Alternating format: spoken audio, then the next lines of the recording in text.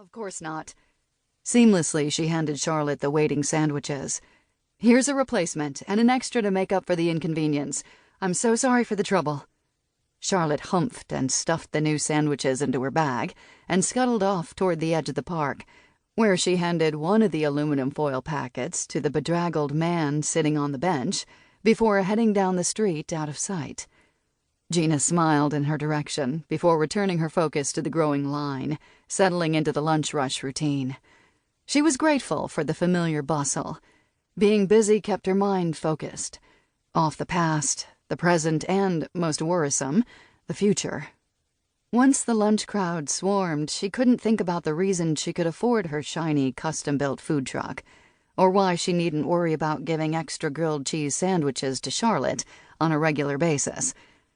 When her financial advisor had told her how much money she would receive, she had gasped, but the sum hadn't made her any less angry. Take the order, butter the bread, add the cheese, grill, assemble the sandwich, cut, wrap, repeat. One to-do list she had completed so often she no longer needed to write it down.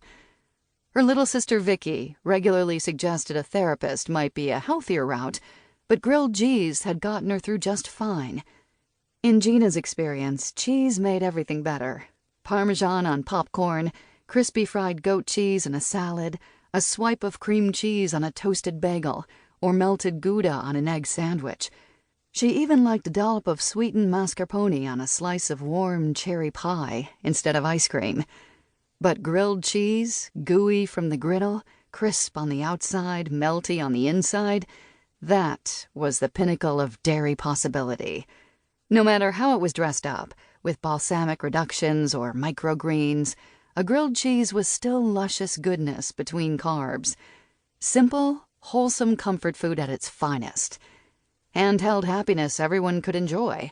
And Gina loved to make people happy, especially on a cold day like today. Her vibrant orange and yellow food truck gleamed in her regular spot at Red Arrow Park in downtown Milwaukee, a colorful beacon in gray late December, drawing office workers and city employees like bees to a flower. She'd been running her truck for a little over a year, and she already had a loyal following. The other trucks, a homogeneous line of white and silver, offered tacos, soup, and even fresh donuts. But no one could walk past grilled cheese without smiling. In the small stainless steel room, everything had a use, every item an assigned home, and it could be all scrubbed clean with bleach and a hose when a day became extra messy. Black cushioned rubber mats covered the floor, so her footing was always sure, and a large window allowed her to stay in the warm, portable kitchen and take orders from the customers lined up outside. One end led to the cab containing the driver's seat, a second seat that folded down for a passenger, and a few steps to get out the door, like a school bus. The other end held an emergency exit that doubled as shelving space. Lining the sides of her galley kitchen were the griddle, burners, a refrigerator, ample workspace, and the requisite number of sinks to pass a health inspection.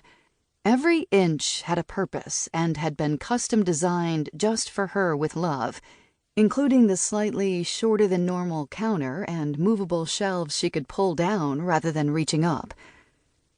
Clear-headed, Gina handed another sandwich to a waiting customer and looked up to take another order but was greeted with an empty window.